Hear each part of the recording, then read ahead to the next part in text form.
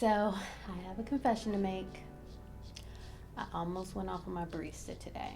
The short of it is that I ended up feeling like they were being unapologetic. And so I wanted to go off on them.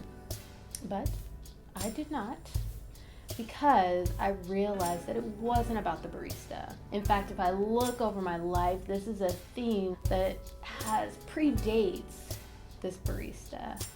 And so needless to say, I'm a little bit sensitive.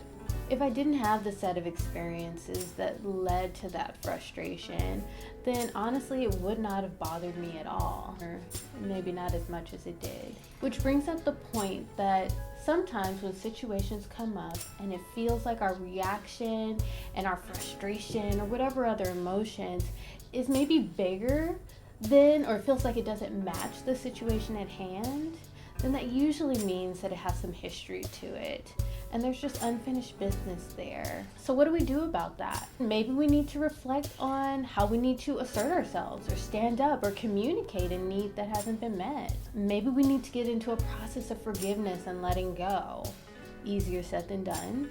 Or maybe we just need to talk to someone about it, someone who will listen. I also need to mention that just because some of the responses to triggers in our lives have a larger context, it does not minimize the trigger in the moment or excuse the trigger in the moment. It's just more, I'm suggesting us taking a long game approach.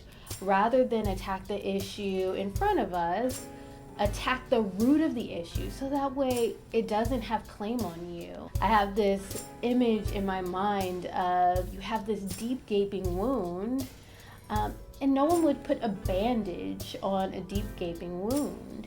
You gotta get stitches. A bandage would only be addressing the issue in the moment, but it doesn't heal.